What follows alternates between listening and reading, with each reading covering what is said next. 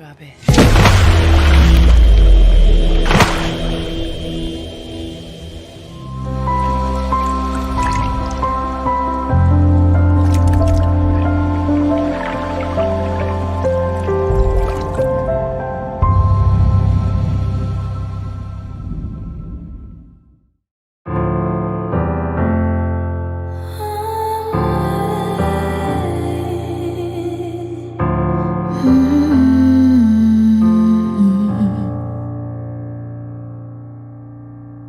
It's a little bit crazy.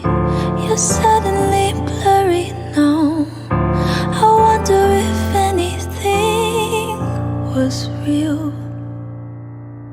All our history's hazy, like driving in the pouring rain. Are we in too deep to heal?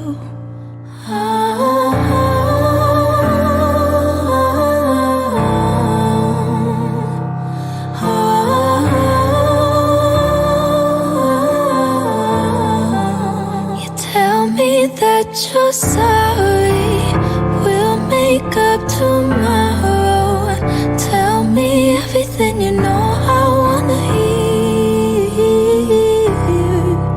I'm trying to be open, but that window is closing. And either way, I need to make it clear before we're leaving here.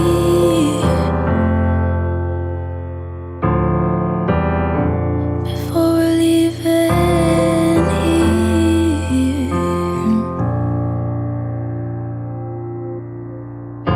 I know it ain't easy, but there's something left to hold on to.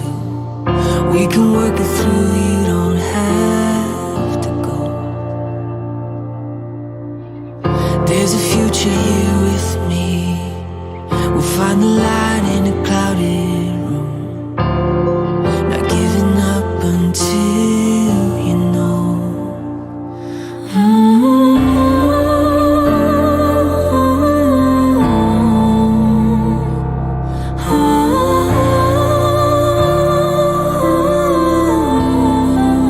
You tell me that you're sorry, we'll make up tomorrow. Tell me everything you know I wanna hear. I'm trying to be open, but that window is closing. And either way, I need to make it clear before we're leaving here.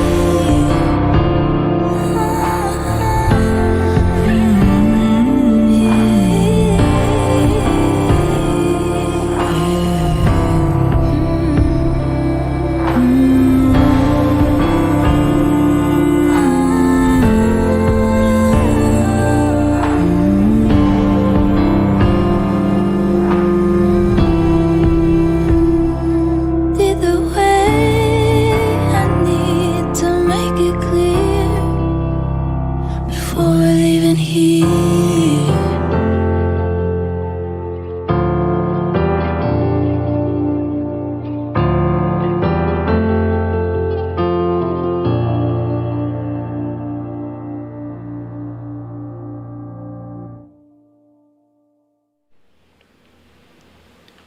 Yeah, shalom everyone, shalom. I want to welcome everyone to the house of the lost sheep of Israel. And today we're going to be picking back up in Hebrews. However, we're going to be going through the new chapter, which is a lot more serious than the first, but we want to make sure we start understanding really what he was talking about. Excuse me. So he's going to start getting a little bit more about how we need to be partakers of what is actually being said to us and what we need to be learning about. So we're going to be looking at this in chapter 3. And he's going to go a little bit deeper, but he started going a little bit deeper faster than what he does in Romans. And he kind of cranks it really up here. This is the book of Hebrews that we need to find out and learn about what we need to do to get closer to Christ. So what we're going to do, we're going to go ahead and we're going to go over here and we're going to look at this in Hebrews. And we starting this week in chapter 3. This week we're looking at chapter 3 and we're going to be going through. And it says this, and we're going to find out a lot of interesting things. So even when we go to the summary area after this teaching, it's a lot of information that we give you to help you fall in line with what's going on, to give you more things to think about, give you more precepts and understanding to help you go through this that we need to go through today. 1 second.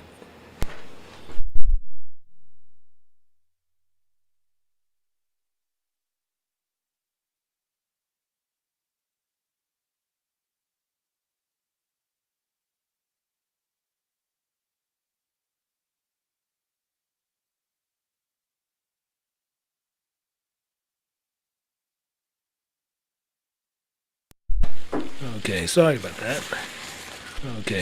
that. So what we're doing here, we're looking at Hebrews chapter 3. We're going to pick it up at verse 1. And it says, "Wherefore, holy brethren, partakers of the heavenly calling, consider the apostles and high priests of our profession, Christ Jesus, or the anointed one of salvation," which we need to pay more attention to on what we're going to be getting into. And we need to think about this as he himself went through. Because once we start looking back, we can see he suffered, he was tempted as we are even of today. When you look back up in chapter 2, you see this. So we want to be the same partakers in the same calling about what this apostle and high priest went through for confirmation with this same message that we need to pay attention to. Because as we start going through this, we'll see that this message was proven and by the messengers and for this adoption of our calling unto salvation. Let's look at Galatians chapter 4 as we're going to get some part in here and then he's going to start getting a lot deeper faster. But in Galatians chapter 4, looking at verse 7, it says, "Wherefore, thou art no more a servant, but a son. And if a son, then an heir of God through Christ." He's making sure we clearly get what's going on, because if you being partakers of this heavenly calling, we're no more servants through flesh, but heirs through the guidance of Christ and Spirit, considering what the apostles and the prophets did and what they have said about this profession. If we want to go through the same thing and achieve the same identical thing which he did while he was here. Let's get down to verse 8. It says, "Howbeit then, when ye knew not God, ye did service unto them which by nature are no gods." Which by nature are no gods. Our son went through and even knew not the God of Israel, and did the service of another and not to gods at all. Only later to find out that the God of Israel, who he is, because he's going to tell you when you get to verse 9, where he's going to make some things clear as we're starting to go through this today. It says, "But now after that ye have known God, or rather are known of God, how turn ye again to the weak and beggarly elements, whereunto ye desire again to be in bondage. This is where we're going to be going through and we're going to start focusing on. Because these couple of things we got to focus on based on what he's even starting out in Hebrews. We got to find out how this actually all works out. Because he's going to go through some things because we need to find out, are we still under bondage? Are we still under bondage? And that's something you need to write down to where you're going to answer this same thing for yourself. Because in Hebrews chapter 2 it says, chapter 3 verse 2 it says, who was faithful to him that appointed him, as also Moses was faithful in all his house. Now, who was that faithful one? Who was just like Moses? Who was that faithful one? And the main thing we want to remember is who was faithful. That faithful one is talking about Jehovah, who was just like as Moses. And you see this, but he was more glorious than Moses. But he was the same as Moses. We're going to find this out as we sit there and see, as we come into the full context on, once we get all this here, we can start breaking everything down. Verse 3, it says this, for this man was counted worthy more glorious than Moses, inasmuch as he who had built the house have more honor than the house. So we got to remember, when you even look at this as a whole, this is actually italicized man, because man is not there. But for us to understand the context on what he's talking about, he's using that there. So, but if you see in your King James Bible, you'll see that is actually italicized. So it's actually not there. It was added for clarification to help us understand. But it was counted more worthy and glorious than Moses, because building houses are done physically by men. Building houses are physically done by men, not done by God. And this is what he really wants to see, the silhouette pictures, the similitude on what he wants you to see. Because this one was more glorious than Moses. And he wants you to see the two silhouette pictures. One you can see, the other one you cannot see. And this is what he's going to make us clearly get and understand. This is the whole premise on what he's getting ready to get into. Well, now we're going to go into verse 4. And this is where it's going to start. And this is where we really start to need to take very good notes. It says, for every house is built by some man. This is a full thought here. This is a full thought. And we need to first understand what he's talking about there.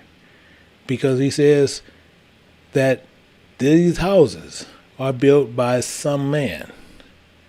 So this is where Paul even wants us to understand that every house is built with the hands and built by men. And if it's built by men, it's built to the will of that man. It's built to the will of that man. The will of that man and not the will of God. People will tell you all kind of different things. Well, God wanted me to build this church. God wanted me to build that church. No, that's not the truth. Any church or any building built, it was built by the will of men and not by God. So we're going to find this out. We're going to understand a lot of things as we go through here, because you'll see in detail, most men are going to sit there and say these church buildings are symbols and resting places for God, and it's not.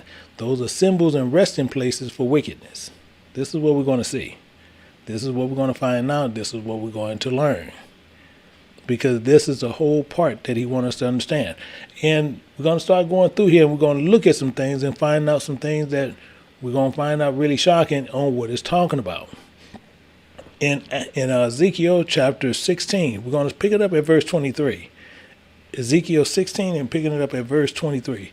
It says this, and it came to pass after all thy wickedness, woe, woe unto thee, saith the Spirit of thy God. So he's letting you know this is not good, because it's telling us, because unto thee we have a problem. So we have to remember that every house that you see that is built Every building that you see that is built unto men for their own personal reasons, for their own reasons of a God. And it's not for God. If it was ordered by God to build it, then the same as man wouldn't be able to say, if he said God told him to build it, then he should have got the money from God to build a church. See, we got to look at this all the way around. If he said God told me to build this church, then God should have ordered him and should have gave him the money to build a church. This is clear in Scripture. It's not sitting there going placing the burdens on another man. That'd make him an unrighteous God. So the same thing is, why he going to place burdens on you, and then he'll place burdens on even other people who don't even believe in him. So why not seek the funds from the one who commanded you to build it? And I want to show you something to where we can look at these silhouette pictures and understand exactly where I'm coming from and what I'm talking about. And we're going to go over here. We're going to look at 2 Chronicles. I want to show you something. We're going to go to 2 Chronicles. We're going to look at chapter 1. We're going to pick it up at verse 10. We're going to see something that Solomon did. We're going to see something that he did. And we're going to start at verse 10. In 2 Chronicles chapter 1, we're going to look at verse 10. It says, "Give me now wisdom and knowledge," because Solomon, was going to take over what his father had done. So he sat there and he needed wisdom and knowledge from God, because if he's over it, he needs God wisdom and he needs his understanding the way he can rule this people. Because he actually going to say that, he says, "That I may go out and come in before this people. For who can judge this thy people that is so great?" He's asking God for wisdom and understanding. He's not taking counsel with men. That is, men do today. You see in these being presidents and all these other things where they'll sit there and they'll seek counsel and understanding from men and not from God.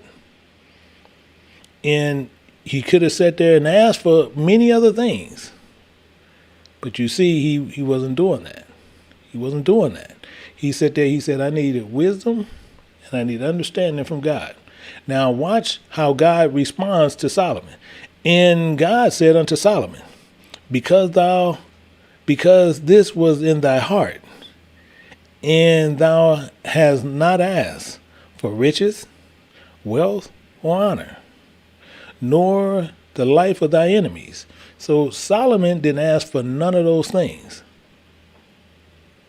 Now, God has everything. So if God has everything, then if God having you to do a work, then you go to the person who's charging you or put you in charge to do the work. And he's telling him, Solomon said, "I need wisdom and understanding for this people." And God said there, and God, God got everything. He said, "Well, you have not asked for riches or wealth or honor, nor thy life of thy enemies.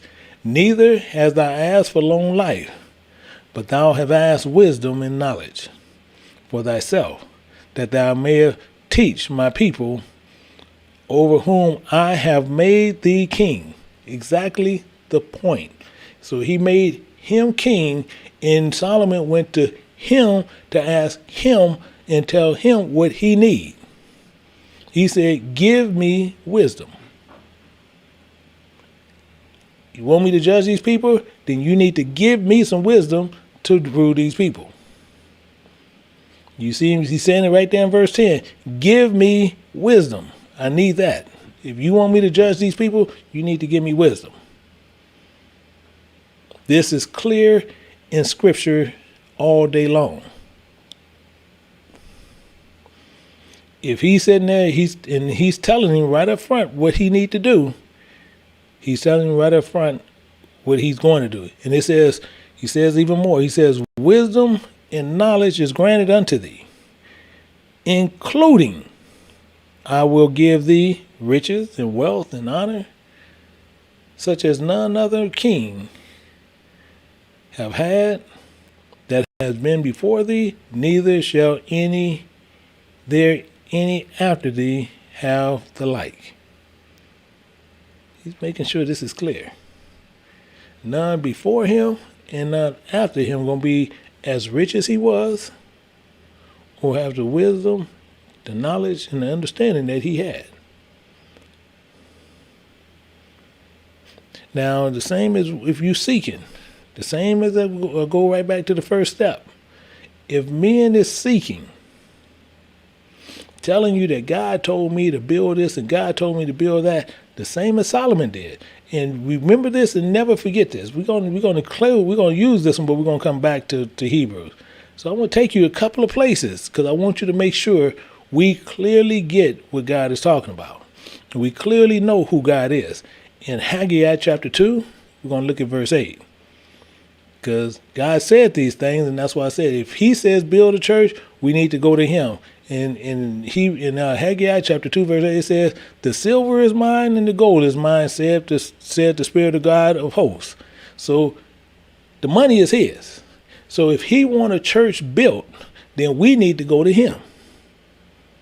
Why are you going to go to peons and you try to get a nickel here and a dime there and a dollar here and a dollar there? When he says the silver is his and the gold is his. This is what we need to think about ourselves. This is what we need to remember when people sitting there telling us, oh, well, we need to get this from the people. No, God said everything belongs to him. So if everything belongs to him and he wants you to do a work, then we need to come to him and make sure that he's going to provide what we need for the work. In Psalms chapter 50 and verse 11, it says this. Actually, it started in verse 10. It says, for every beast of the forest is mine, and the cattle upon 1,000 hills. The money is his, the beast of the forest is his, the cattle upon 1,000 hills is his. So why would I take the time to try to go to some people that is his people and tell them I need some money to build his church for you to be in? That's craziness. If he's sitting there saying, you build something, I'm going to come to the one who got the money. I'm going to come to God. There's no reason for me to come to his people. He says, I know all the fowls of the mountains and the wild beasts of the field are mine. He's clearly letting you know what belonged to him. He is clearly letting you know what belonged to him. So everything, the money belonged to him, all the beasts of the field and the cattle and the fowls of the mountain belong to God. So if I need anything, if I need an animal, I'm going to go to God.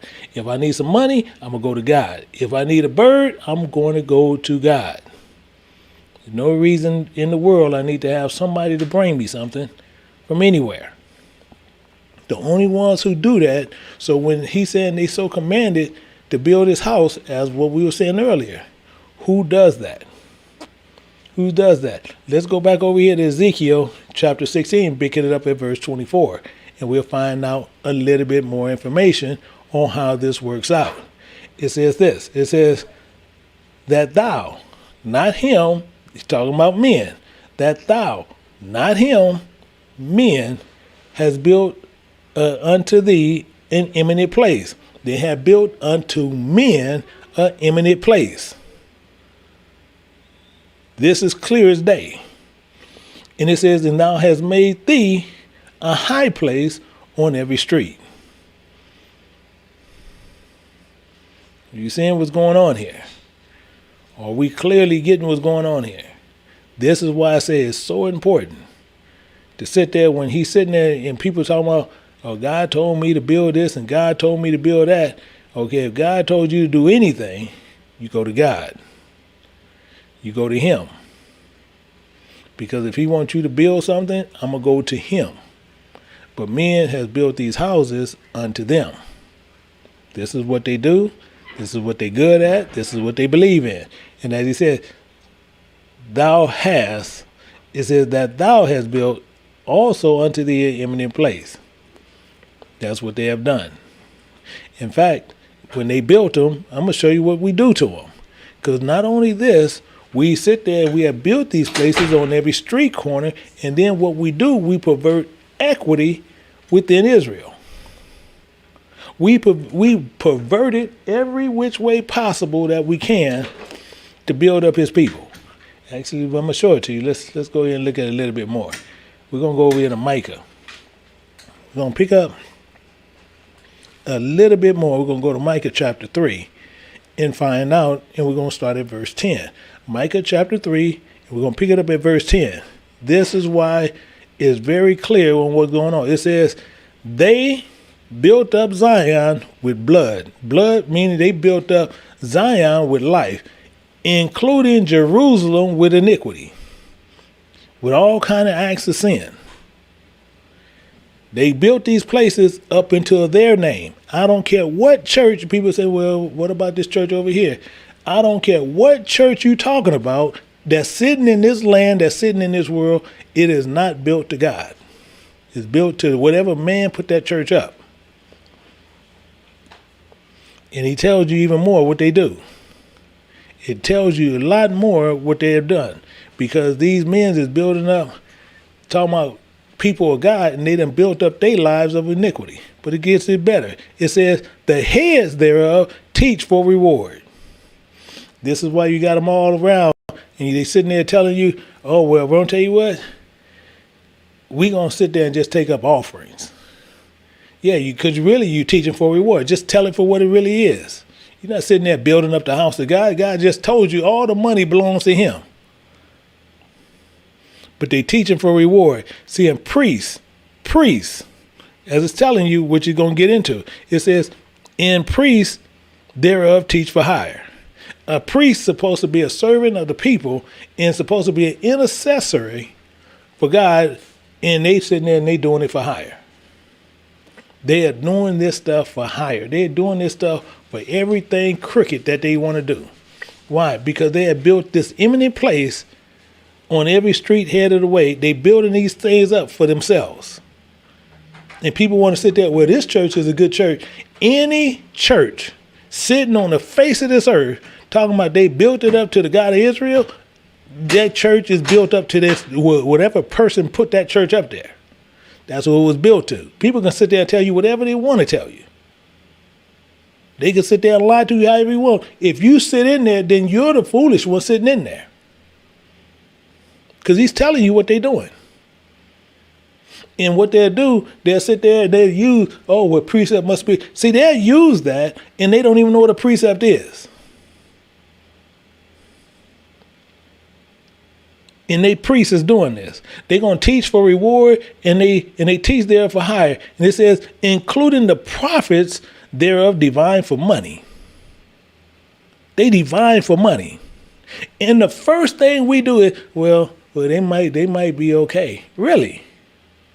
So if you want to be that foolish, then you the one supposed to be just stay foolish still.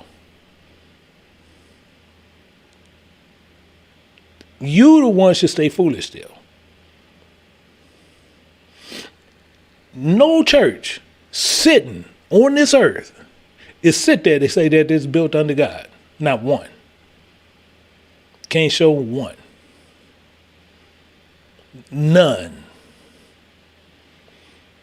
And the first thing come out their mouth is this. It says, yet they will lean upon the Spirit of God and say, is not the Spirit of God among us?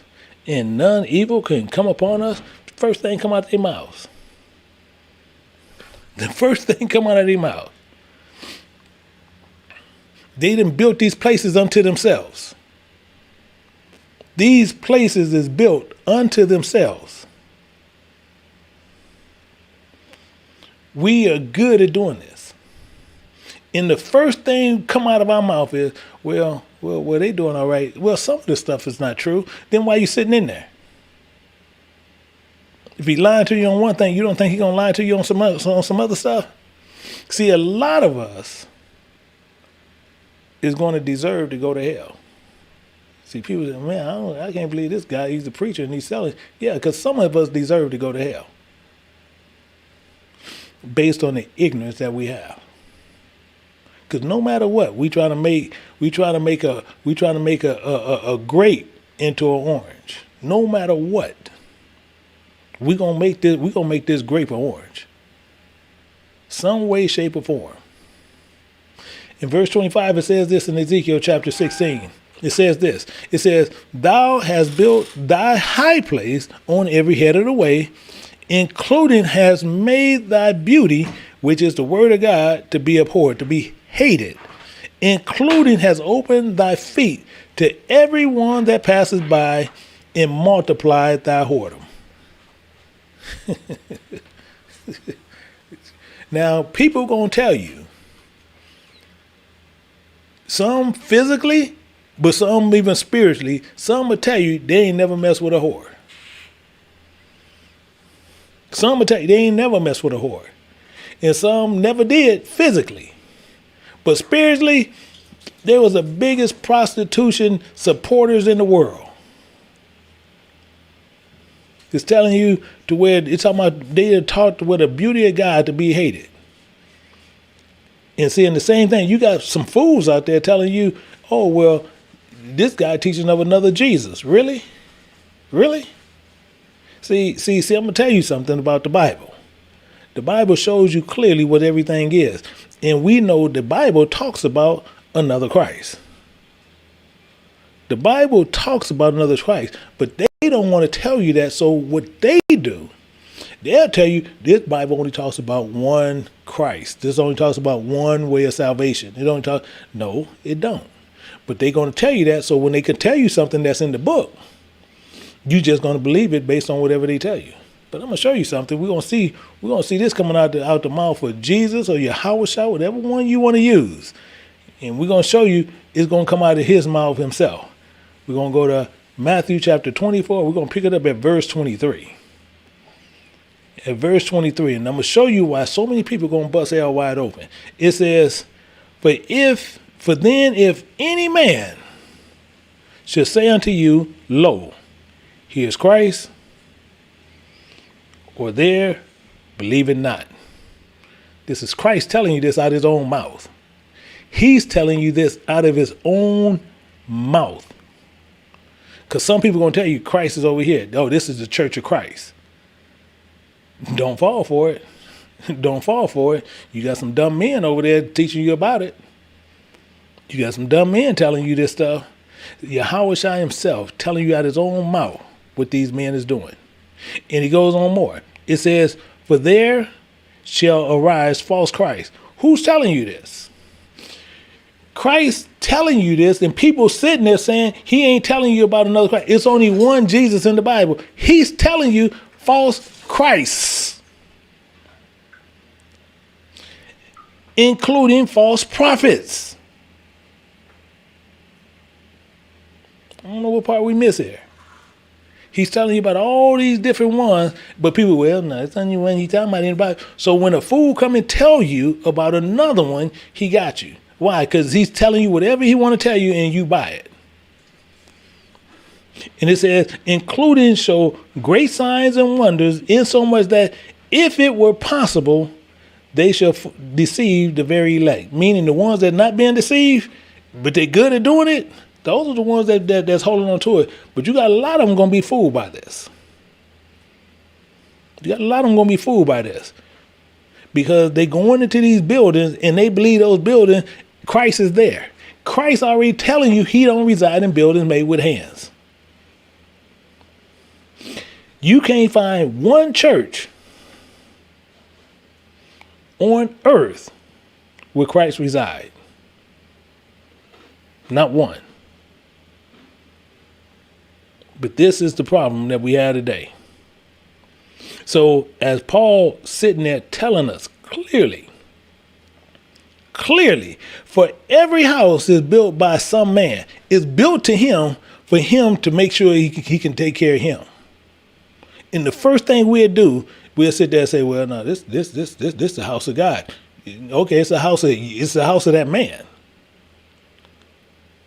Many of us gonna bust hell wide open for that alone.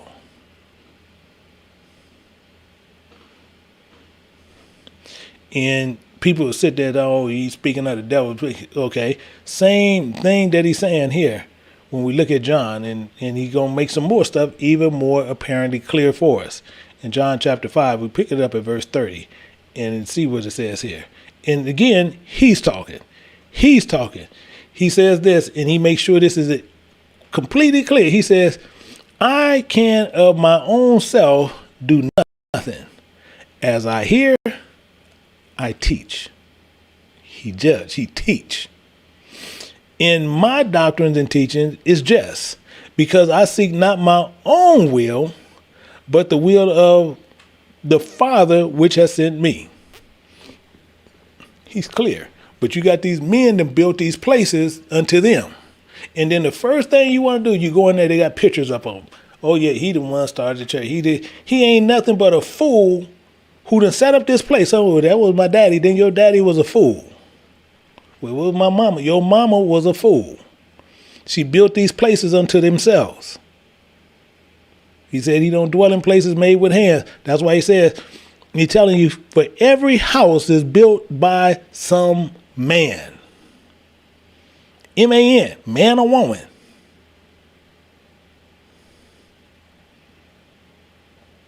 And the main thing he says this, and you'll see, and they do this, and they make sure it's clear. In verse 31, it says this, if I bear witness of myself, my witness is not true. They'll tell you this man, oh man, he was this, he was that. Oh, he was this godly man.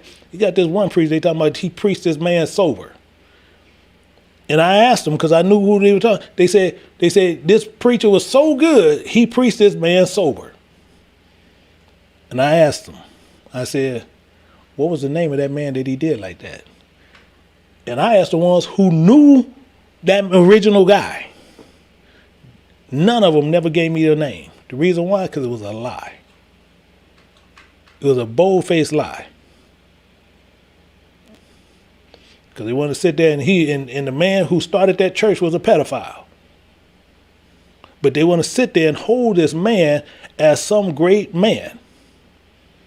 In these churches, as it says right there in Hebrews, for every house is built by some man. It's built to him to where he can sit there and he can make money from it. It'll take care of you. Then these false Christs and false prophets, they're going to bring in their secret chambers to deceive you of the truth. It tells you right here. It tells you exactly what it's going to do all right in here. They're going to get you. They're looking to get you for these things. This is what they're looking to do. So Paul is letting us know clearly what's going on. And these false Christs and these false prophets, they're going to bring you into these secret chambers. They're going to deceive you of the truth. And the first thing they do, as it said right here in verse 25, it says, thou hast built thy high place on every head of the way. They're on every street, like whores. You go walk down some of these streets where prostitutes is known to be, you're going to see people, these women walking up and down the street, whoring themselves on every head of the way. And thou hast made thy beauty to be abhorred, and open thy feet by everyone that pass by to multiply their whoredom. Meaning this, they're going to open it. Once you come into their chamber, you go into that church. I don't care what church you're going to. Once you go in there, that's just like you done entered into that whore. Once you entered into that whore, before you come out, guess what? Oh, you got to pay. You have to pay an offering or a tithe to that whore. It's the same thing. There's no difference. She done opened up her legs and you came in. You're going to give an offering. You're going to give a tithe to them. How many whores you know standing on the corner that you sitting there thinking you going to go in her for free? You ain't going in her for free. Same as you ain't going into them for free. When you come in there, they want something before you come out of there.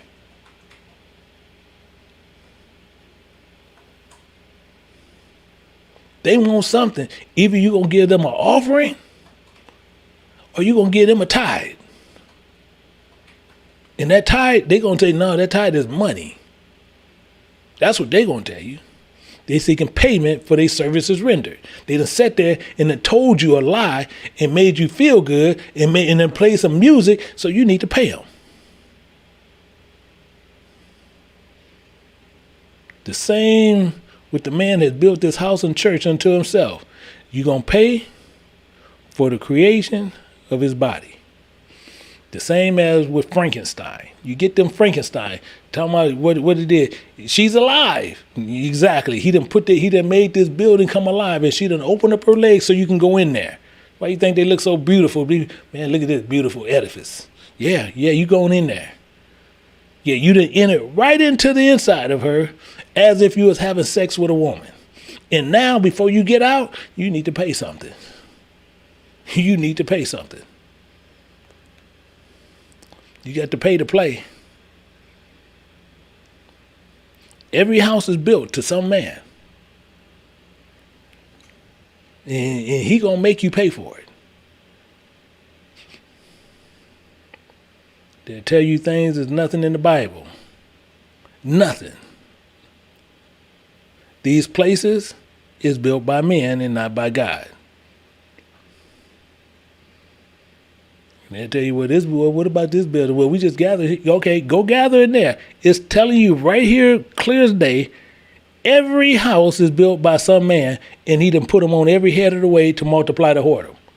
And the first thing we'll do is, well, it's okay. Yeah, okay, it's okay. That's why I say a lot of us deserve to go to hell.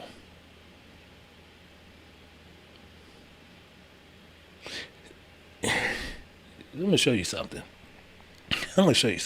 See, because what people do, they'll tell you there's nothing in the Bible and tell you stuff outside the Bible. But they done built these places. And then they'll tell you this is the church of God, this is the church of Christ, this is the whatever they want to say, and they want to put God on it. I'm getting ready to show you what they do, because they lying to you all day. But let me show you something in Revelation Chapter 3. We're going to pick it up at verse 9. At verse 9 it says this: remember, I will make them of the synagogue. See, synagogue ain't nothing but a church, ain't nothing but a gathering place. That's all it is.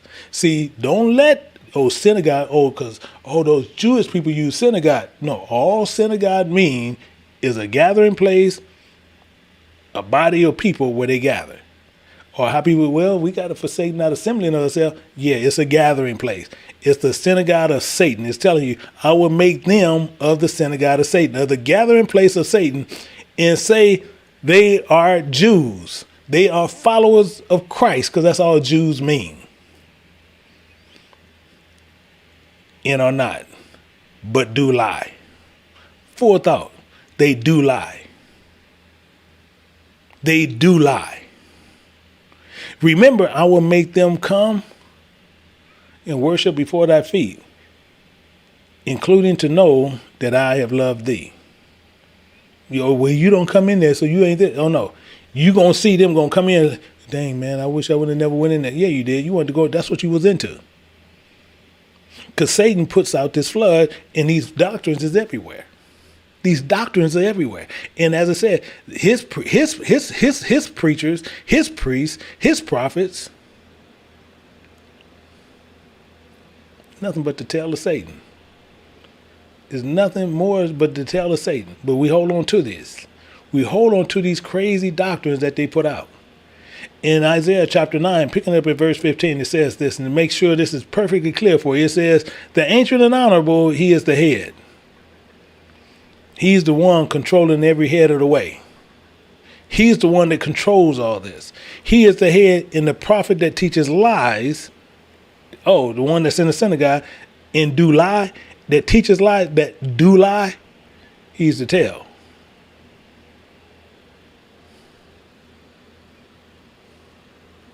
And as I said, that's what they do. So they own every head of the way. So Satan just put out what you looking for and put the flavor that you seeking. Let me show you here. Let me show you something. We're gonna go to Revelation. We're gonna pick it up at chapter 12. I want to show you something. Chapter 12, look at that verse 15. Revelation chapter 12, picking up at verse 15, it says, and the serpent cast out of his mouth water, knowledge, as a flood, after the woman, after you, after your spirit. Why? Because he's sending them out, and they own every head of the way. And he has built these places unto himself. These places are built unto himself. And it says that he might cause her to be carried away of the flood. One of these places I'm looking for to get you. One of these places is going to get you, is what he's looking for. One of these places he's hoping to get you caught up. You don't like this one? Go down 2 doors down. Don't like that one? Go 2 doors down. Don't like that one? Go 1 door over. Don't like that one? Go 1 door over. Don't like that one? Go across the street. Many gonna be carried away. The ancient and the honorable is the controller of those houses. The prophet saying that ye are followers of Christ in them buildings, and ain't nothing but to tell, and they lying. So one must remember, even with God, God built all things. He created all things, but he created them for a reason. And we're going to actually, let's look at this all together. We're going to go to Sirach. We're going to look at Sirach, or we're going to look at Ecclesiasticus. We're going to go to Sirach chapter 40. We're going to look at verse 8. It says, such things happen. Such things happen. It don't even sound good, even where he coming out. But it says, such things happen unto all flesh, both man and beast, including that is severalfold more upon sinners. You see, it ain't good. So these things is going to happen. We can't get around it. We can't slip through it, but it's going to happen. Meaning this, in verse 9, it says, death going to come to every bit of flesh. No flesh will live to the end, including bloodshed, strife, and the sword, calamities, famine, tribulations, including the scourge. These things is going to happen to flesh. These are going to go through flesh. In fact, let's look at verse 10. It says, these things are created for the wicked, including for their sakes came the flood. For whose sakes?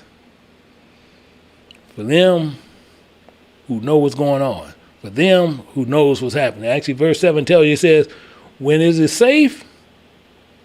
We wake it. And marveleth that the fear was nothing. God doing these things. God doing these things. So we know death gonna come to all flesh. So what do you fear? He already told us this at the beginning. But the main thing is people sit there and they let these floods take them by every wind of doctrine. In verse 11, it even gets more clear. It says, all things that are in the earth shall turn into earth again. Are we from the earth? Yeah. Okay, you're going to go back to the earth. Including that which is of the water, doeth return into the sea. I'm telling you, we can't stay out our own way based on philosophies that men teach. Based on philosophies that men try to get us to get tied into. Earth's going to return to earth and water going to turn back to the sea. All those knowledge is going to go right back from which they came. We can't get out our own way. Let's look at verse 12. It says, all bribery and injustice shall be blotted out. Exactly the point. Whoever want to get caught up into these crazy doctrine is going to be blotted out. And they need to be blotted out. But true dealings shall endure forever. True dealings shall endure forever. So why is this even saying it in this manner? Yeah, I'll show you. Let's look at this. Because everything has a simple answer. In Isaiah chapter 45, we're going to pick it up at 7. And it tells us, and he's going to help us. He says, now Christ saying this, he says, I form the light, I create darkness. I make peace, I create evil. I, the Spirit of God, do all these things. And he's saying he did it for a reason. He already told you he did it for a reason. He told us up front this was done for a reason.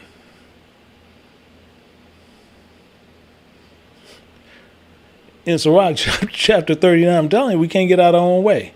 In chapter 39, and we're going to look at verse 27, it says, all these things are for good to the godly. Everything in the earth that God created is good. People say, what about the rattlesnake? It's good. What about that black mamba? It's good. Everything are good for the godly. So to the sinner, it's turned into evil. See, and the reason I hold to that statement, see, why would a fool go grab hold to a black mamba? Only a fool to do that. So it's evil. But if you don't sit there and touch it, you respect it, you stay away from it as you're supposed to, see it from afar, it's good. And he do what he do.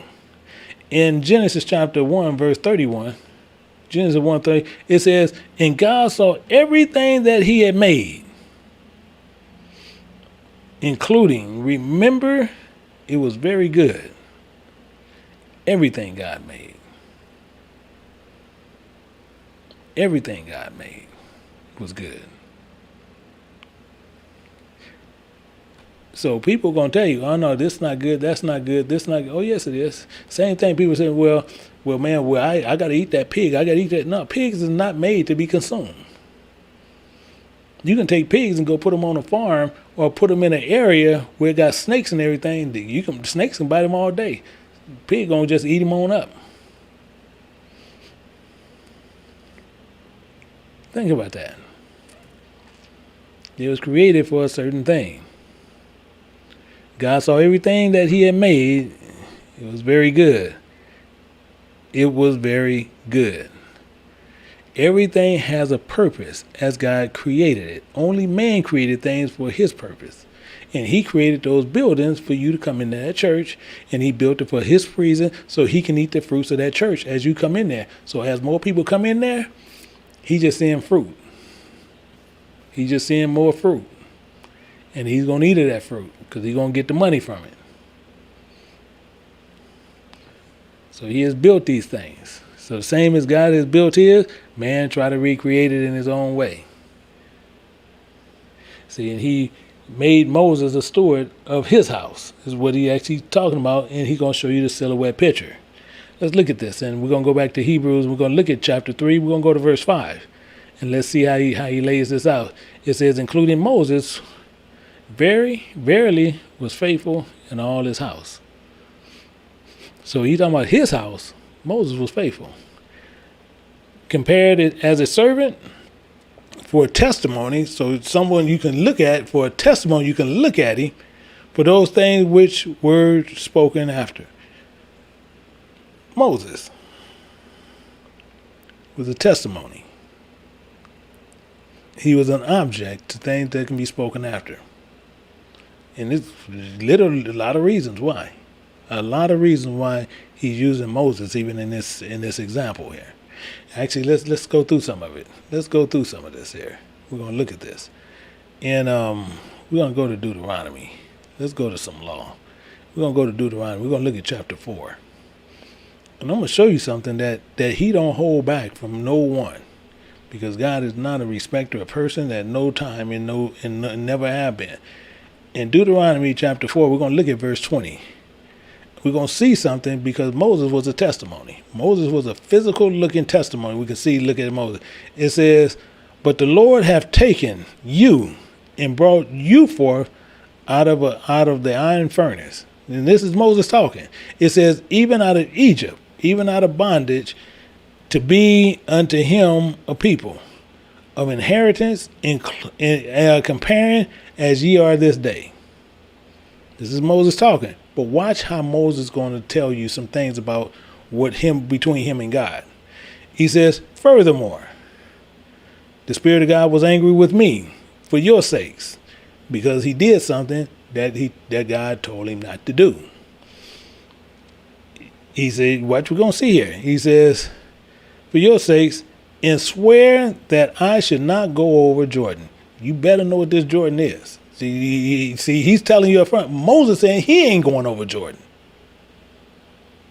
People, well, I don't know what Jordan. Oh, Jordan is it? No, you better understand what Jordan is. It says, including that I should not go into that good land which the Spirit of thy God giveth thee for an inheritance. So Moses is telling you he ain't going. But that's according to the flesh. But I'm gonna show you what Moses did. Let me show you what Moses did. And people think that they gonna go over somewhere just because they think they poop don't stink. But I'm gonna show you something what happened with Moses. And you're gonna see what happened with Moses, and many of us, it happened to many of us as we doing it this day. I want you to see this, and we're going to look at this real good and clear. And you see right here, verse 7. And the Spirit of God spake unto Moses, saying, Take the rod, and gather thou the assembly together, thou and Aaron, thy brother, and speak unto the rock. Aaron, I want you to go out there. You're going to look crazy, but I want y'all to talk to the rock. Go out there and talk to the rock like you know it. Talk to the rock like the rock going to talk back. You think about that. You go out there, talk to the rock. You see, he's telling you. He's telling them right up front. He says, speak ye unto the rock before their eyes. That's a forethought. So I want y'all to go out there and talk to the rock. He said, and it should give forth his water, including it should bring forth to them water out of the rock. So thou shalt give the congregation, including their beasts, drink. So the same thing like I'm saying. Most of us would have said there like, Lord, you want me to go out there and talk to this rock? Yeah, that's what I want you to do. Go out there and talk to the rock. Now, Moses telling you over in Deuteronomy, he was hot. The Lord was angry with him. And that he ain't going over Jordan. Because Moses got caught up in flesh. He's sitting there and Lord, you done told me a lot of stuff, but now you want me to go outside and talk to the rock. Yeah. Okay, do you want me to talk to the big rock? You want me to talk to the little rock? See, all these things can run through your head. Now, Lord want me to go outside and talk to this rock. A rock, Lord, a rock. Talk to the rock. But Lord, this a rock. He's Moses, go out there, talk to the rock. And the rock gonna give forth what? Lord, but they gonna think I'm crazy. Moses, go out there, talk to the rock. So Moses said, okay, I'm gonna do something a little different. You're gonna see here. What you're gonna see, you're gonna do something way different. Including Moses took the rod before the Spirit of God as he had commanded him, and Moses and Aaron gathered the congregation together before the rock. So they all get together and they all gather around the rock. And he said unto them, hear now, ye rebels. Screw up one. He gonna call them rebels. And those are God's people, rebels. He says, we fetch you water out of this rock. Now you see how he switched it up. He said, must we fetch you water out of this rock?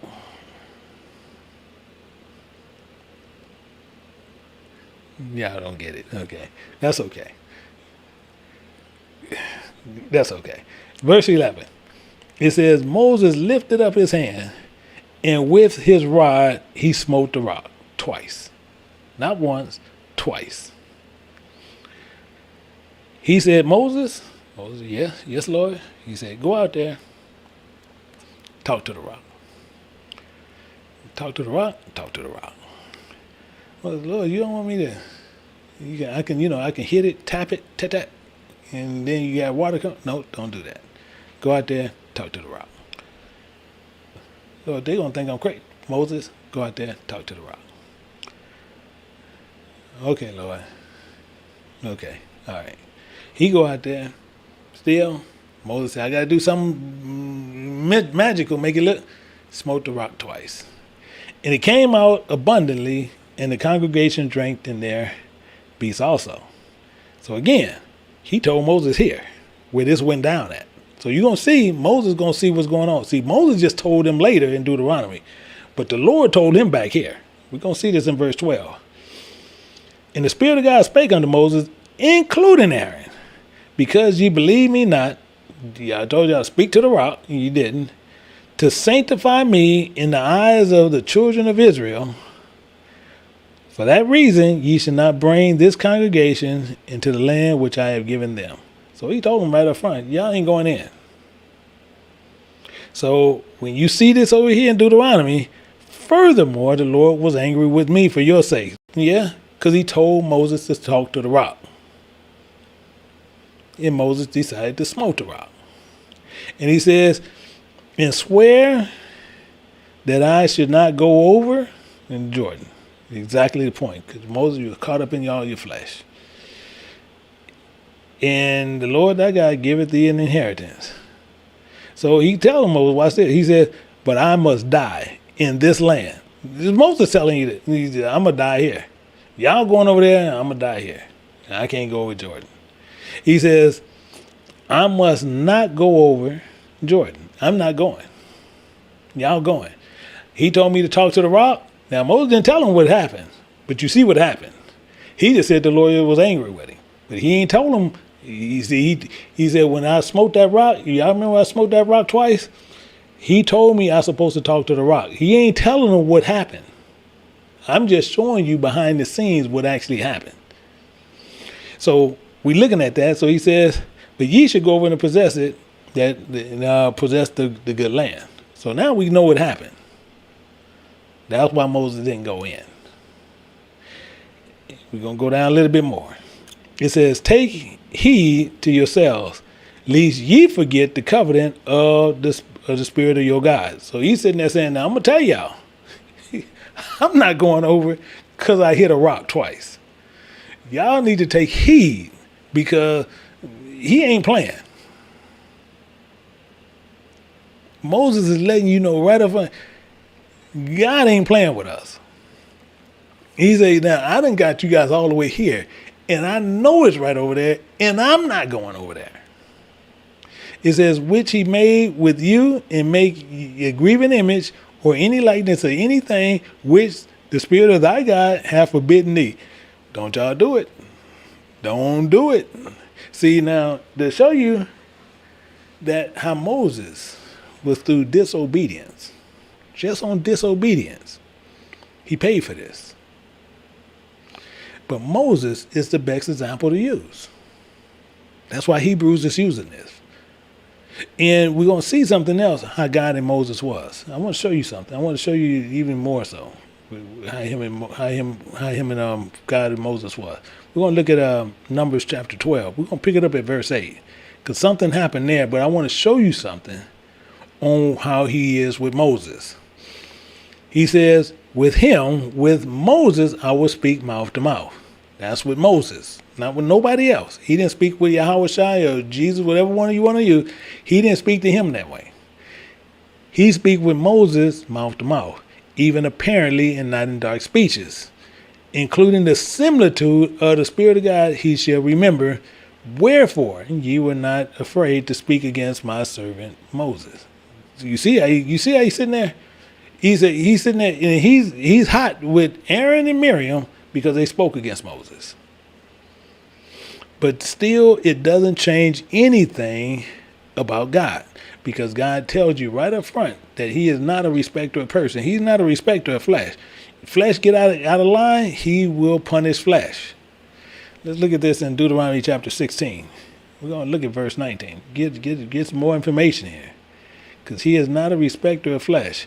It says in Deuteronomy chapter 16, verse 19, it says, thou shalt not wrest judgment. You shouldn't wrestle with judgment, with doctrine and teaching. Thou shalt not respect persons. You don't respect flesh.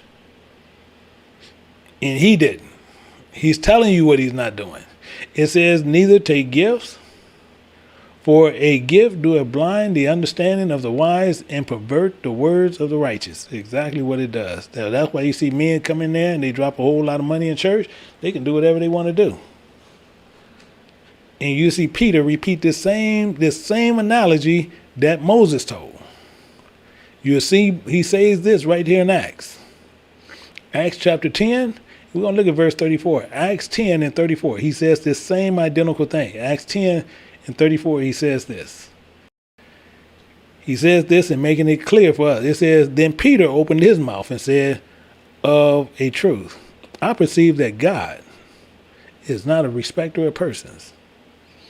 God is not respecting flesh. Moses struck that rock. Moses paid for striking that rock.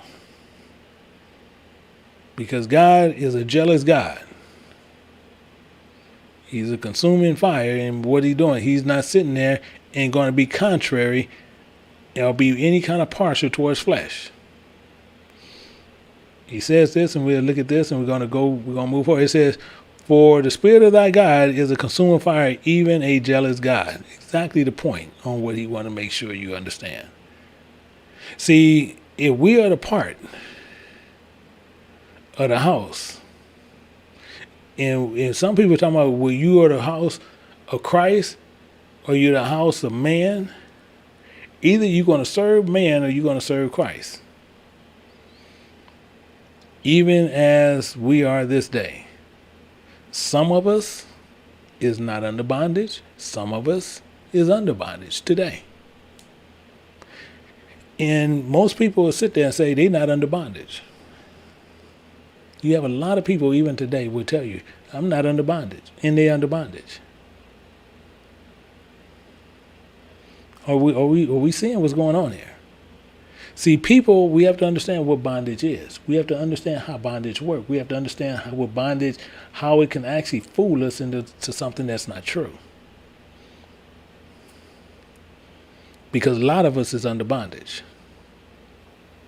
A lot of us is under bondage today. Let's look at this a little bit closer. We're going to go to John and see why this is so important. Why we have to understand whose house we under. In John chapter 8, we're going to pick it up at verse 33. John chapter 8, we're going to look at verse 33. And they answered him, we be Abraham's seed, including we never in bondage to any man.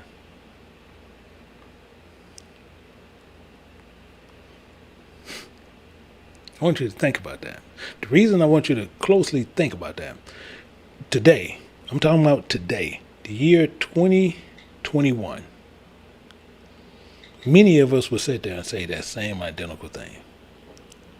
If I ask you if you're in bondage, you will sit there and say you're not in bondage.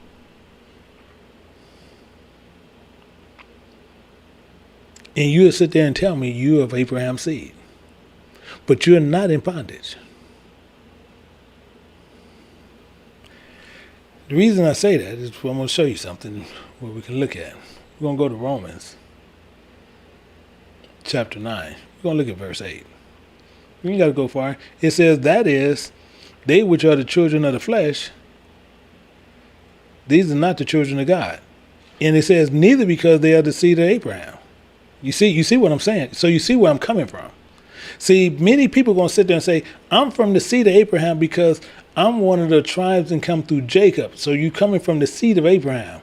But you'll sit there and still say that you're not under bondage.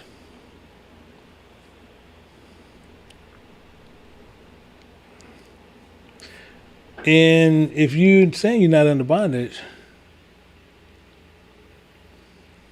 then you just are the children of the flesh.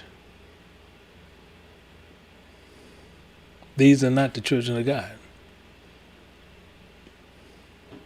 Because Yahushua was never speaking about anything at the time. He already know you from the seed of Abraham. So it's not a complex thing. The point is this. He said this. He says, verily, In verse 34, verily I say unto you, whosoever committeth sin is a servant of sin.